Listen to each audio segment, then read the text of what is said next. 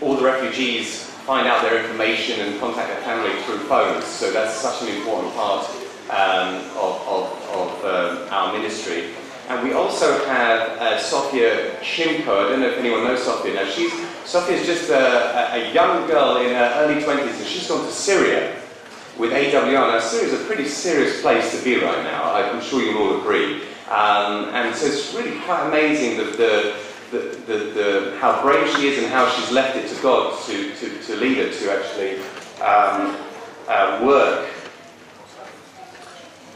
actually work in this organisation. Thomas, can I give you this? So that's really quite amazing that we have these things. We also have the Dunkirk ministry, where we go every week providing 2,000 pieces of fresh fruit and feeding 350 people in Dunkirk. Now, we're live in Dunkirk right now. Victor, can you hear us? Okay, so we can see Victor, but we can't hear him. Christian is just going to see if we can get some sound. Let's see if we can get that going. The most professional. Oh, Victor, can you hear us? We can hear you. Victor, could you start again? We've just got you live and we can just hear the audio now. Okay, well, I'm just very happy to be here in Dunkirk this morning. You, Sasha, and the members of the Contemporary, you're sitting there very comfortably. You had a breakfast this morning, you had a shower this morning, you felt very comfortable. I'm standing in a site where most people are just waking up because they've spent the night trying to get across to where you are in England. And whatever we feel about the politics of this, we believe that as humanity, we should be here helping.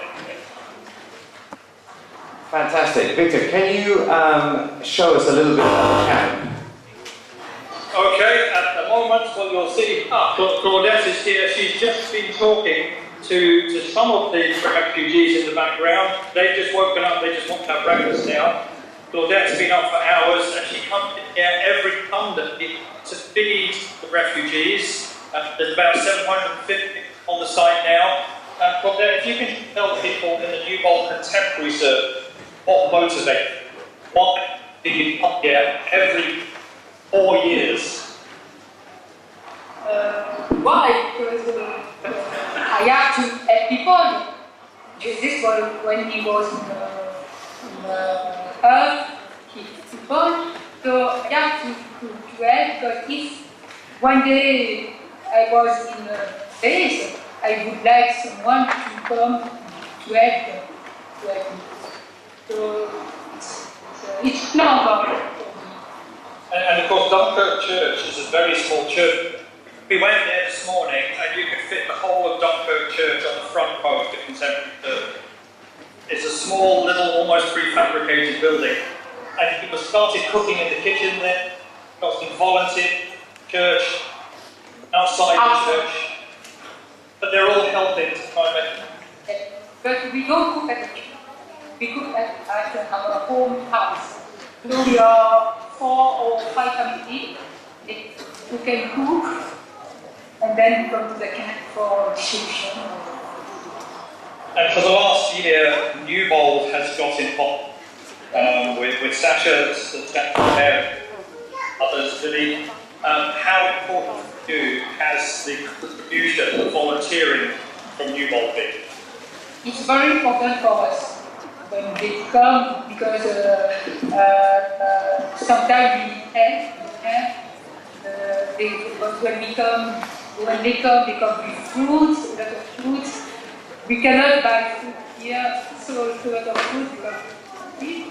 And the refugees ask of the food, they like some food, but we cannot do it. We cannot buy. Thank you very much, Victor, for that. He filled the car this morning. Tim's car was full of fruit. He'd been to the market, masses of fruit to bring here. Have you got any questions for people? Now we've got the professionals here. I'm just here asking questions. Have you got any questions? No, thank you so much. We're going to end it there. We've got a little bit of sound problem, but we pretty much heard you. We really appreciate you being there, and have a great day. And a great worship service to you as well. And thank you for continuing to pray for Dunkirk and the other refugee camps and the situation right across Europe. Europe and the Middle East as we try and help people that are hurting. Thank you. Guys, if I could just wrap up there, there's a little bit of sound problem that Claudette's been going for the last 4 years feeding the refugees there. I just wanted to say a very quick and massive thank you to all the people who have donated money and volunteered their time to this cause. Now, when we were going last year, at the end of 2015, the camp was 3,000 people and it was full of mud, rat infested. It was absolutely disgusting. And your help got those people, along with other organisations of course, got those people through that absolutely terrible time. There were shootings in the camp pretty much every week between mafias, fighting for control to traffic the people over, because it's very lucrative to bring refugees over. It was an absolutely terrible situation. Since then, it got so bad that Médecins Sans Frontières built a new camp, which is what you saw there, with wooden huts, no mud, and their situation now, although it's not pleasant, it's a million times better than it was. And you guys really helped through those absolute dark months. It's about 6 months of absolute chaos that Newbold really helped, especially. We're still doing it now, but we have changed now our emphasis to a spiritual emphasis. We're taking smaller groups of people that have been a number of times and only taking 1 or 2 new people at a time to really speak to these people. There's a lot of Christians there from Iran, so they've run away not because of fighting, but because they're Christian. There are also Muslims that are also keen to hear our, to pray with us and to hear our message. So thank you so much for your continued support. Thank you. So it's now going to invite Martin to join me on stage.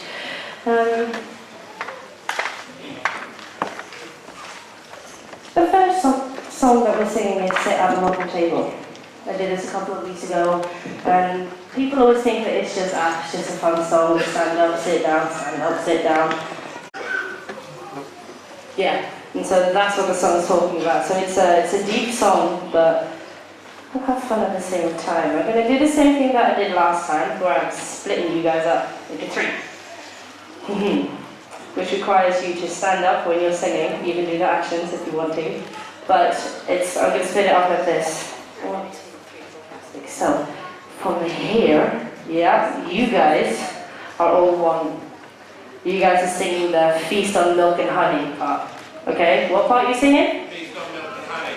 Thank you. You guys are walk and talk with Jesus. Okay, so when I point at you, you have to stand up. You have to walk on the spot, and then you say, you do that but a little bit louder, that's fine. Everyone at the top. I heard you guys singing because I sang with you last 2 days ago, was it 2 days? 2 days ago. You guys are going to do sing and never get tired. You got it? So you're going to do? Yeah. Okay, so when I point at you, you have to stand up and do that part. The verse is very easy. We're just doing it like this because we've had a little bit of problem with the PowerPoint with the words, but that's okay. If you need to, you can Google it, because I know that you have internet in here. So, and when everyone's doing, I'm going to sit at the welcome table, and also sit at the welcome table, everyone needs to stand up. Okay? Everyone stand up.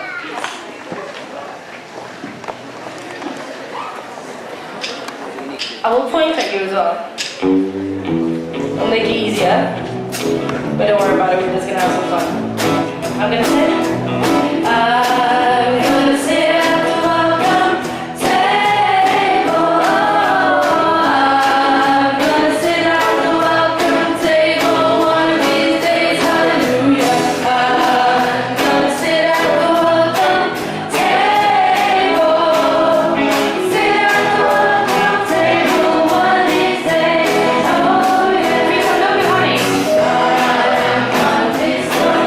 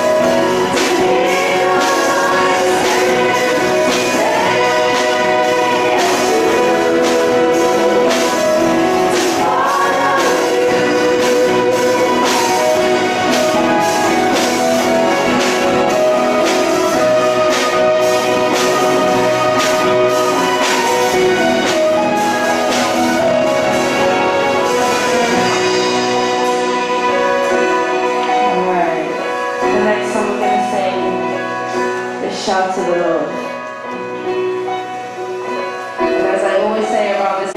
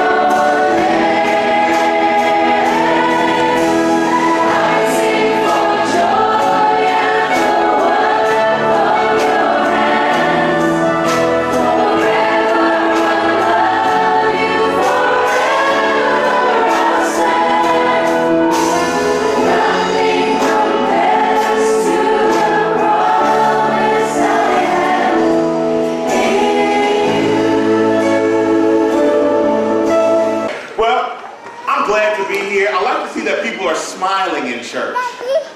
That's a first indicator that you're having a good time. Is that right or wrong? Yes. So I'd like to see some smiles. Some of y'all looking at me looking like a cow looking at a new fence. What is he doing? Well, I'm going to preach a word if that's all right with you. We're going to go to the book of John. John chapter 4. Oh, it's going to be on the screen as well. All right. John chapter 4. And I'm going to start at verse 3. John chapter 4, verse 3, it says, and he left Judea and departed again into Galilee. Verse 4 says, and he must needs go through Samaria. We repeat that again. And he must needs go through Samaria. Verse 5 says, then he cometh he to a city of Samaria, which is called Sychar, near to the parcel of ground that Jacob gave to his son Joseph. Verse 6 says, now Jacob's well was there. Jesus, therefore, being wearied with his journey, sat thus on the well, and it was about the 6th hour. Verse 7 says, there cometh a woman of Samaria to draw water. Jesus says to her, I love it, it says in the green, it says in the red letters, it says this, give me to drink. Verse 8 says, for his disciples were gone away unto the city to buy meat. Verse 9 says, then they say the woman of Samaria unto him, how is it thou, being a Jew, ask drink of me, which am a woman of Samaria, for the Jews have no dealings with the Samaritans. Verse 10 says this, Jesus answered and said unto her, if thou knowest the gift of God, and who it is that saith to thee, give me to drink, thou wouldest have asked of him, and he would have given thee living water. The message is entitled for today simply says, obey your thirst. Now, in my preaching experience and what I've been taught in school, my homiletical teaching, they teach us that there is a subject and there is a complement. The subject is the question. What is she trying to obey? Or how does one obey their thirst? And the complements are answers to the subject, which is the question. So here it is. How does one obey their thirst? How does one know and understand that they need to take God into their life? How does one get into that moment? How does one experience a relationship with Christ? 3 simple things. First thing, you need to what? Confess. No, first I'll say this. Let me put it in this order, actually. You need to confront your thirst. Some of you need to confront your thirst. Some of us need to confront it. We need to come to a point where we recognize that we are just simply thirsty. Then we need to confess our thirst. We need to come out and admit it. that we are thirsty, that something is lacking. And the third thing is that we need to convert our thirst. So we need to change our expectations. We need to change our mindsets from where we are now to where we need to be. This is it. So the message is entitled Simply Obey Your Thirst. This is one of those stories that I love the most in the Bible. It's one of those stories that I have found have been most encouraging in my walk. Here is this woman. Now, she's not the most favored woman. She's not the most wanted woman. She's not the most desired woman. And I'll explain to you why, because it says it in the text. Here is this woman, and she's going to the well. And on this day, I can tell you that it was the 6th hour. It was hot outside, y'all. Well, since I've been here, I haven't really had a hot day. I had rainy days, but y'all ever had, do you have hot days in England? Every time I walk out, I think it's going to be nice outside. I step out and it starts raining. And it's dark. Y'all must be just tired of dark. I don't know about that. When I lived in Huntsville, Alabama, look, it was like 35 degrees outside. It's hot all the time. They don't even have AC. That's how it's dark. It's just dark in here. But anyways, it's about the 6th hour. They'll tell you the biblically it's about the 12th hour, 12th noon in that day. It's hot outside. The sun is at its highest peak in the sky. It's so hot out there that people do not want to go to the well during that time of the day. Why? Because it's during that time that it's hot outside. You don't want to be walking outside carrying this big old jar of water. You don't want to be doing that because it's hot, it's heavy. It's just not a great time. So traditionally, some people would say people would go in the morning, in the wee hours of the morning to get water, or they would go in the late evening. Whatever it was, this woman went to the well at 12 noon, but on this particular day, Pastor David, when she got to the well, she found another well sitting there. Some of y'all missed that, but we're going to preach anyhow. When she got to the well, she found another well sitting there, and as she got to the well, see, the thing is, I don't know why she avoided going to the well when other people were there.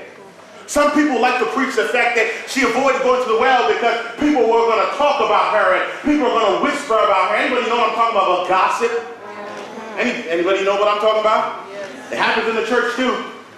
And she would get to the well and she didn't want, some people say, well, she didn't want anybody to talk about her and she didn't want anybody to see this or whisper or bat their eyes or roll their, whatever it was. But for me, I don't know what it was. It could have been the fact that when she got to the well, she may have found people who were legitimately happy with their lives.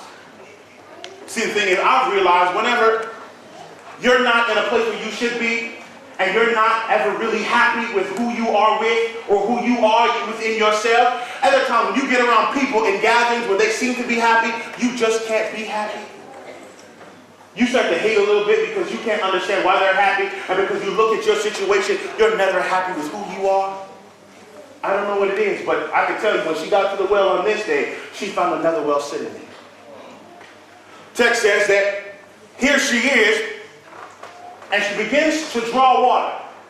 Now, the Bible says in verse 3, he left Judea and departed again into Galilee.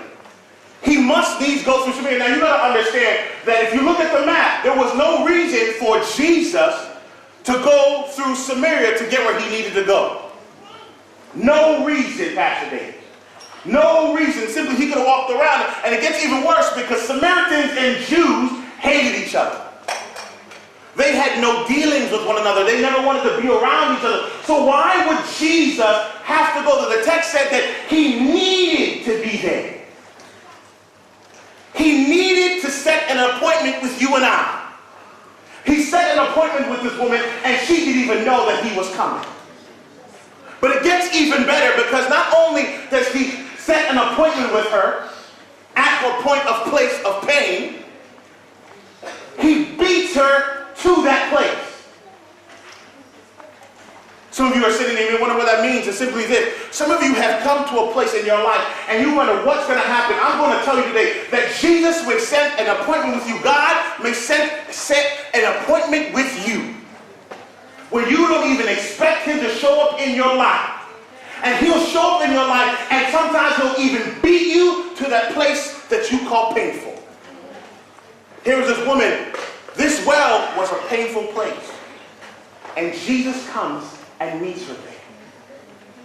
He meets her there and he says to this woman, you know what? Give me something to drink. Now, I said before, Samaritans and Jews have no dealings. They have no dealings. But Jesus was simply trying to say to this woman, give me something to drink. This woman is getting so wrapped up in the fact that Jesus is asking something for drink that she doesn't even realize who she's in the presence of.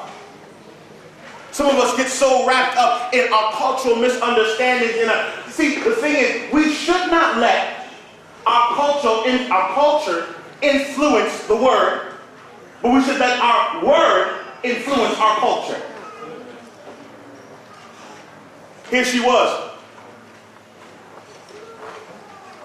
in the presence of Jesus, but yet so far. Some of us are sitting here, and I don't know about you, but I've experienced when I've come to church and I've been in the presence of Jesus, and the songs are being sung, and the word is being preached, but I could not even recognize it. It says, give me something to drink.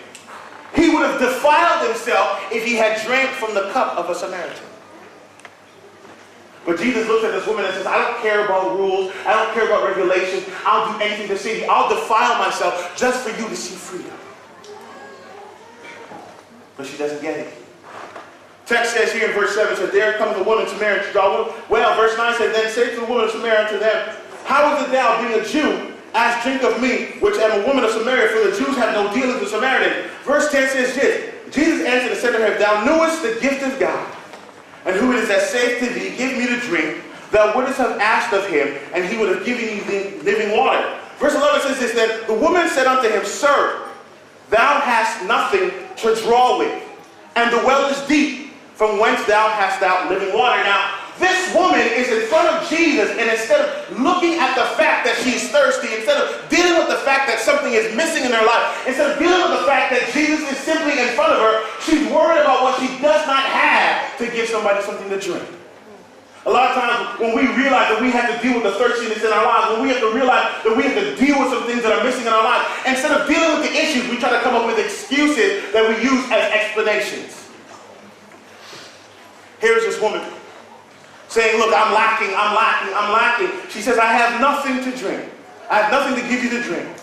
Jesus answered and said to her, so verse 12 says, art thou greater than our father Jacob, which gave us the well, and drank thereof himself, and his children and his cattle. Verse 13 says this, Jesus answered and said to her, whosoever drinketh of this water shall thirst again. Now, a lot of us are still thirsty. A lot of us are still missing things in our lives. A lot of us are still searching for things in our lives because we continue to drink from the wrong wells. We're drinking from the wells of fame. We're drinking from the wells of this boyfriend or this girlfriend. We're drinking from all these wells that have nothing to do with us. They have we draw from the world, and we want to drink from the wells of the world. But when we come here and we're wondering, why am I still thirsty? Here's this woman, thirsty, looking for something different. And here is the wellspring of life offering her eternal life, and she does not want it. First thing I said, what? To obey your thirst, you got to, all right? To obey your thirst, you have to confront your thirst. Now this is it. The woman's, verse 14 says, but whosoever drink of the water that I shall give him shall never thirst. But that water that I shall give him shall be in him a well of water springing up into everlasting life. Verse 15 says, the woman said unto him, Sir, give me this water that I thirst not, neither come hither to draw. Man, this is it. Now, here is this woman. She's thirsty. She's having a conversation with Jesus, and she's not recognizing who she's talking to. And Jesus is like, look, before you can obey your thirst, you got to confront your thirst.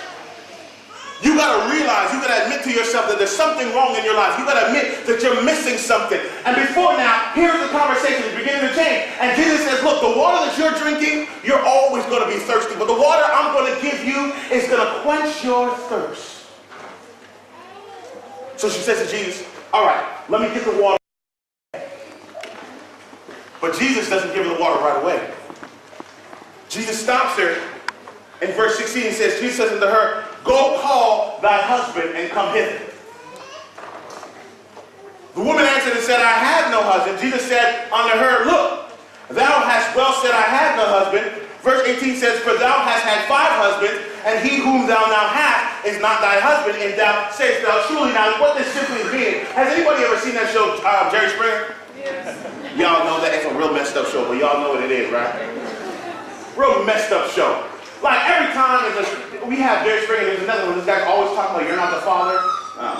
Anyways, so Jerry Springer's a real messed up show, but this is one of those episodes. Now, here is this woman, right?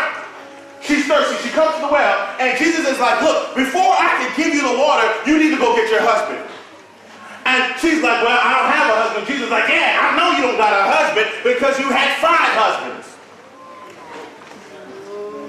That's a messed up situation, am I right or wrong?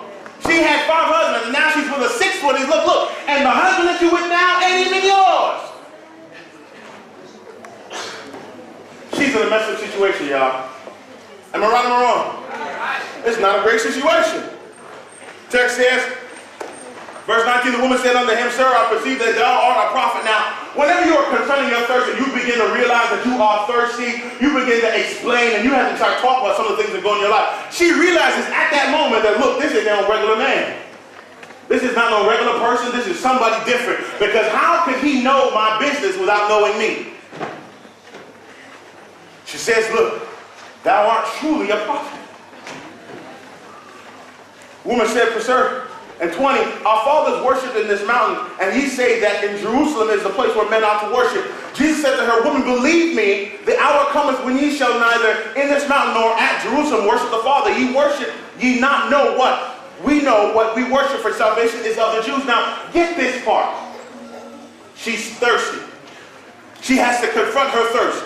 Jesus is like, before you can get this living water, you got to confront your thirst. You got to come to a point where you realize that you are thirsty. Second thing is, you need to confess that you're thirsty. What I've realized is a lot of times when we come to church and we start to confess how thirsty we are, or we confess about some of our sins. Have anybody ever experienced when you come in and you start saying something, people look at you a little bit funny? Anybody know what I'm talking about? You know, I realize that church needs to be the safest place in the world. Anybody should be able to walk in this place and feel safe. Anybody should walk in any way they look and feel safe. We shouldn't look at them, but we should want to hand out to them. And this is the thing I've always said to people. When people begin to confess that they're thirsty, when people begin to confess how long and how hard they're struggling with a particular sin, when people begin to get passionate and say, Lord, I need you in my life. When people begin to open up and say, Father, if you are there, hear me, and we begin to cry out to God, a lot of times we begin to judge them for the things that they've been through. But you and I realize if you can judge me, you can pray for me. If you have time in your life to talk about me at lunch, you have time to pray for me at dinner. But you know what? I've realized that sometimes in this moment, when you're in this Christian walk and you're walking from your well and you begin to search for something more and you want God in your life, you're going to experience some haters. Anybody know what I'm talking about? People that's not going to like you. You know what I'm talking about? Praise worship leader, you good with me? You know what I'm talking about? You're going to experience some haters. People are going to want to talk about you. They're not going to want you to do anything. They're going to say all kind of fault with you. But I realize that haters are a good thing. Can I tell y'all that? Because my Bible tells me in Psalm 23 that you would not have a table without some haters. Y'all looking at me like, what am I talking about? Let me break that. The text says, thou preparest a table before me in the presence of my enemies. Now, you would not have a table if you didn't have some enemies. The table is evidence of God's blessing in your life. Right? So, I don't know about you, wherever you may be in your life, some of you may have never encountered this before, but I've encountered some experiences, Pastor David, when you got some people that just don't like to see you, people just don't want to hear you, people don't want to be around you, and they have nothing good to say about you. But I simply want to hear today to say to you, thank God for my haters. Because if I did not have anybody hating on me, I would not have a table. I thank God for the people that talked about me. Because if they didn't talk about this woman, if they didn't make this woman feel bad, she would not have come to the well at 12 noon. It's in the text. She would not have been. See, a lot of things that people think, what you do for evil, God has a way to turn it around for good. That's why you can say surely in your mouth that no weapon formed against you shall ever prosper. It won't. What people mean for evil, God can make it for good. So, you got to confront your thirst. Then you need to confess that you're thirsty. But this is the thing. I'm going to pause here for a second and go on a little tangent. Is that all right? A lot of times, when we need to deal with what we're struggling with, we try to change the subject.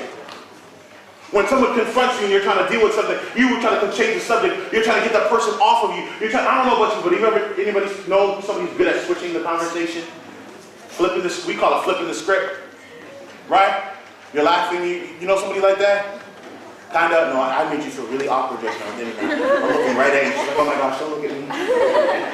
Yes, I'm looking right at you, we're in the brand sweater. Okay, but the reality is this, right? Here is this woman, she's going to flip the script, and she goes on into the greatest topic that can get any Adventist person off of you in a second. She talks about worship. Some of y'all looking at me about you. Look, I'm across the pond, so I guess I could say it, right? So here it is. I've realized this. One of the greatest debates we can get people to talk about is to get people away from the core issue of who you are, is when we talk about things that is a hot topic button kind of situation.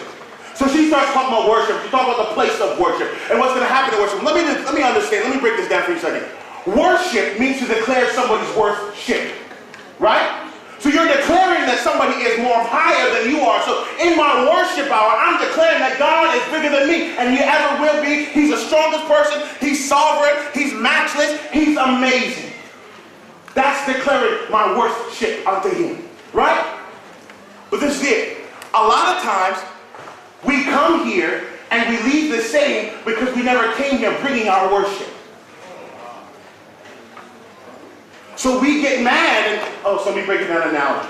Some of y'all looking at me. Let me come a little bit closer. Has anybody ever seen the show American Idol? Yes. We've seen it? Do they have it here? Yeah. What's it called? Pardon? Pop Idol. Pop Idol? Okay. I don't know. People are saying a whole bunch of things. X Factor? Okay. So all these shows, right? Where people go up and they sing these songs. Now, this is the thing. Let me break this down a little bit. Let me come a little closer for you. We treat worship in a really funny situation. Worship means to declare somebody's worship. Now here it is. Have you ever seen the show and sometimes they have these people and they interview them in the line, right? And the person says, oh, I've driven hours upon hours to get here, and I did this, and I sold my car, and I sold my house, and I gave away my cat, and I did all these crazy, you know what I'm talking about? They have these crazy stories, and I did all of these things just to get here. And here I am. And they've come all this way just to perform in front of 3 judges. Y'all missed that. They came all this way to perform for 3 judges. Now, we do that. We come to worship. We get ready. We put on all our clothes and we put on the Adventist jargon. And we get all beautiful. We smile. We laugh. We read our, well, some of us read our Sabbath school lessons. We come to class on time. Some of us come to Sabbath school and we show up when we want to show up. And when we walk in here and then we come here and imagine those people on American Idol come here and they treat this as a joke. What I mean is this. Imagine if on the show they came and did all that way, they prepared all this stuff, they sold their cat, they sold their house, did everything, and then they go in front of Simon and Randy and say, now you perform for me. You know what it is? We come here, we wait for the opening act, which is the praise and worship team. And if they don't bless us enough, we wait a little bit longer sometimes for the headliner, which is the preacher. And then we sit there and now we sit there and now you praise and worship for me. Can I tell you, this is like an audition. What you do down here is going to open a way for you to get up there. They do on this show, they do it all for this golden ticket. Here is this woman, and she starts to talk about this hot button topic, and she tries to get Jesus off. But Jesus is so amazing. He doesn't care. He says, look, you're talking about buildings. You're talking about specific places. There's going to come a place where buildings are no more because we are the church. You are the church. The individual person is the church. The church is not consistent of red carpet or blue carpet. Like, we fight about things that don't matter because the reality is, we are the church. Says there's going to come a day in your life when you're going to need to make sure that the scripture is hidden upon your heart. When your worship is for real. He said, I'm looking for true worshipers. Worship is a lifestyle. This is where he's trying to bring this woman. He's trying to get this woman who gets to this well on this day. He's trying to bring her from point A to point B. Why? Because he wants this woman who's going to encounter more trials in her life to be a worshiper. Worship is a lifestyle. Worship is not something that just happens once or twice a week, maybe on a Wednesday night, and sometimes on a Sabbath morning. Worship is something that happens every day. When you walk in worship, you talk with worship, you move with it. It's your life. It's who you are. This is it. This woman, verse 24, God says God is a spirit, and that they worship him, must worship him in spirit and in truth. Your worship has to influence the way you live. As you're sitting here, my prayer, my desire, my hope is for you. As you're walking wherever you're going, I'm praying that you encounter him. And he encounters you, and you begin to desire a lifestyle of worship, so that when you come here, you don't need your song to be sung, you don't need a word to be preached, because you brought your worship with you. And when you hear the name of Jesus, you get excited. Amen. See, I'm going to end out. I got one more point. Verse 25 says, the woman says unto him, I know that Messiah cometh, which is called Christ, and when he is come, he will tell us all things. Verse 26 says, Jesus says to her, I speak that unto thee I am he. Verse 27 says, and upon this came his disciples, and marveled that he talked with the woman, yet no one said anything. Now, the woman, this is it, this is where I get to. In verse 28, this is it, this is the last part. The woman left her water pot, and went into the city, and saith, come see a man, which told me all the things that I've ever did. Now, told you got to confront that you're thirsty. You need to confess that you're thirsty. Admit it that you're lacking something in your life. But now you need to convert your thirst. This woman used to carry a water pot. Water pot was a representation for her of a sorrowful place within her life. She never wanted to go to the well, because it was a place where she had to come to the reality of who she is and what she does not have. It was a hard place for her. Now, the text says that after she encounters Jesus, she leaves her pain behind.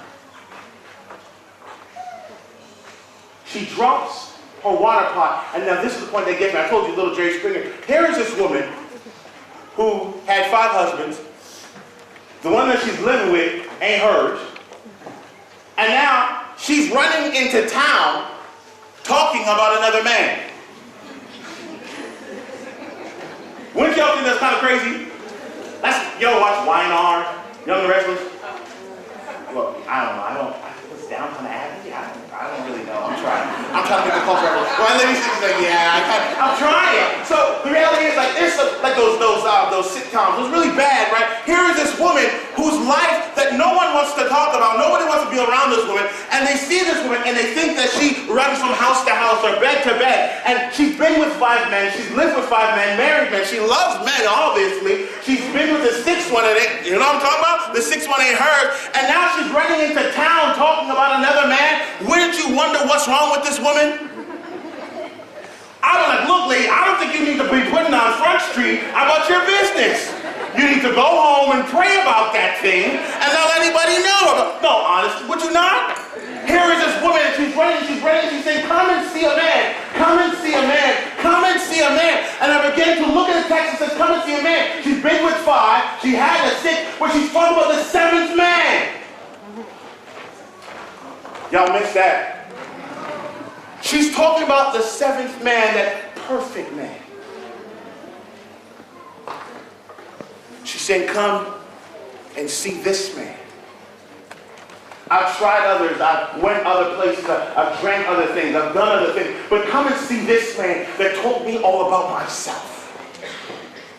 Come and see this man that changed my life. Come and see this man that was there for me. Come and see this man that beat me to my place of pain. Come and see this man that had an obligation, because the Bible says that he needed to get there. In his original language, the context gives you, it simply says he was obligated to be there. He felt obligated just to be there for you and I. He felt obligated to go through Earth's history. He was obligated to die on the cross for you and I. He was obligated just to save our lives. This perfect man who had no sin in his life. He died for us to save us. This man was obligated so we could see tomorrow. I'm done. This is it. As you're sitting here, I'm praying that you will come and see this man. I'm praying that wherever you are, if you can understand what I'm saying, that you will come and see this man. I'm praying that if you're sitting in the balcony, that you will desire an experience with God. I'm praying that if you're sitting here on the floor, that you will desire an experience with God. Why? Because you could be able to say, look, I met this man. He's changed my life, and I'm now free. All the things that I used to do, all the places that I used to go, no longer matter. Why? Because he was willing to drink from the same cup and take on my sin so I could be free.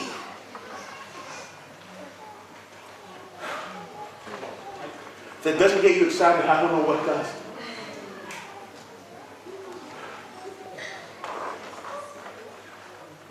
I am not perfect. I don't know anybody that could ever say that. I'm not perfect. I've messed up, lied, or cheated. I've done it all. But let me tell you about this man by the name of Jesus.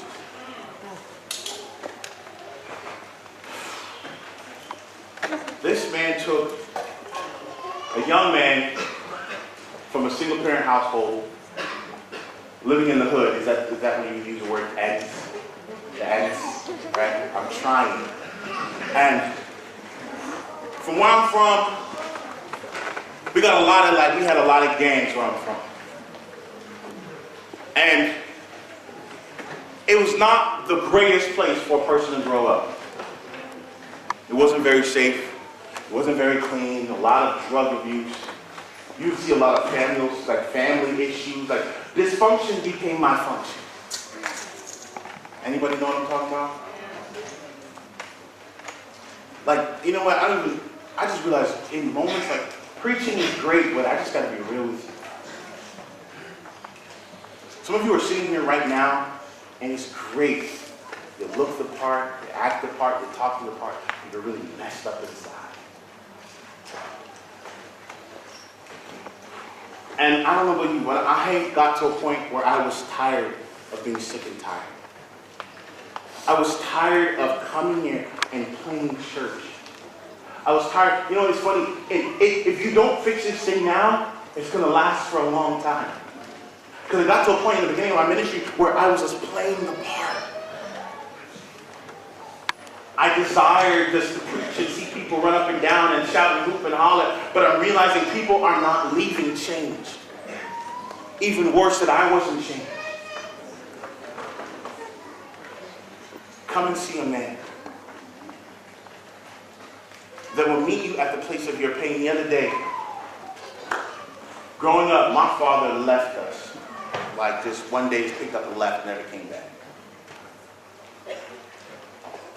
About 3 months ago, Pastor David, my father came back to me in my life and says to me, I have cancer.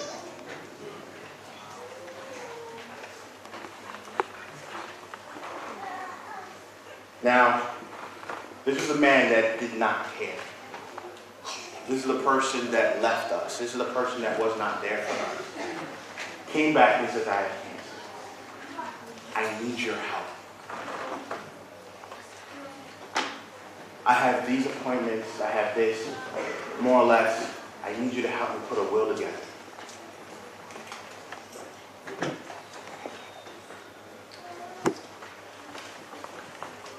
What do you do when the rubber really hits the road? That's how I'm able to determine how strong you really are, how converted you really are. Because I could have said, look, I want nothing to do with you. And I honestly felt that way. I really did. This man now has nothing. And he has to come back to the child he didn't want to raise.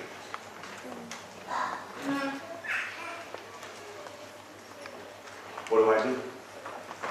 Do I just leave him, let him go, leave him for dead? Nope. I got to do that Christian thing. Some of you are sitting here in your seats, and I don't know what you're going through. But as preachers, we go through it as well. We all have problems. My prayer is that you will meet this man. When I met Christ, honestly, he changed my life. He changed the way I think, the way I speak, the way I talk, the way I am. Why? So because when I was going to be faced with this kind of trial, he was preparing me to be able to handle it and stand up and show somebody else who this man is. So as I close with this hope. That whatever you're facing, whatever you're struggling with, whatever is going on in your life, that you will not only confront it, you will then confess it, and then you allow him to convert it. Do this last point. After you convert your thirst, you'll see this, that you're going to face some adversities in your life. You're going to face some trials and tribulations. But allow your adversity to become your university. Learn from your pain. Let trials be your teacher. Let destructions be your gain. I'm guaranteeing it's going to happen because the devil is, if you were here last night with me, the devil desires to sift you like wheat. But if you just hold on, he'll bring you through. As your bowed and eyes are closed, Heavenly Father, Lord, as we're here today, Father, we're just so grateful to be in your presence. Father, we're praying that somebody heard a word today. We're praying that somebody heard a word today.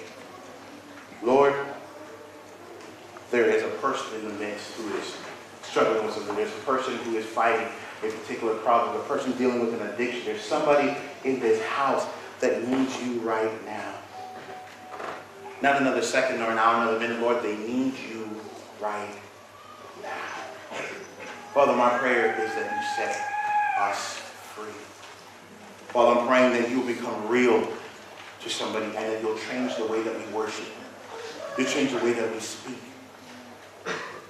You'll change the way that we encounter one another. Lord, we need your spirit to fall afresh in this house. Lord, I'm praying that your spirit, your anointing will fall upon every head in this house.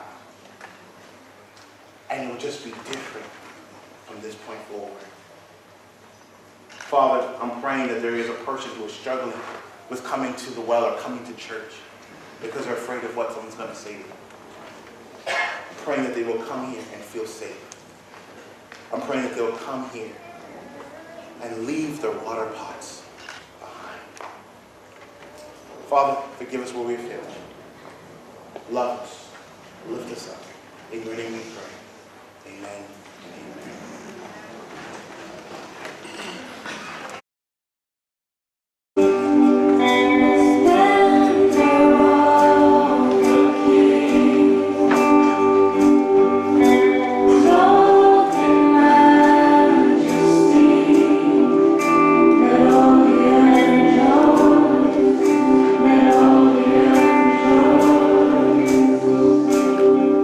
You rise yourself.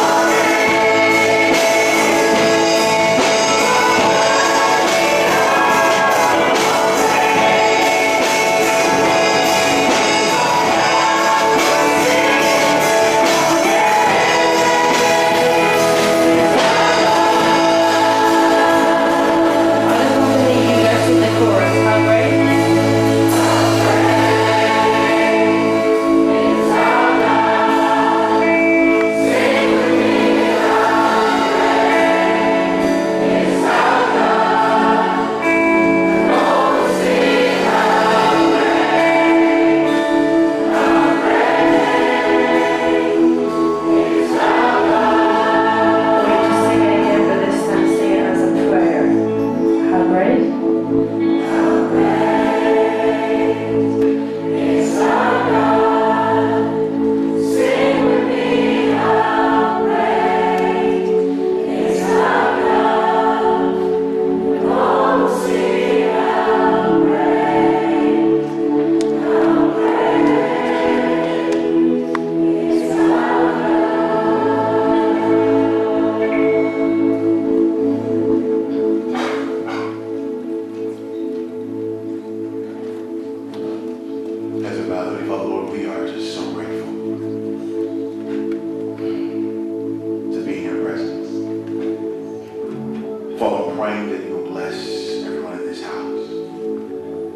Bless the eyes that have seen, the hearts that have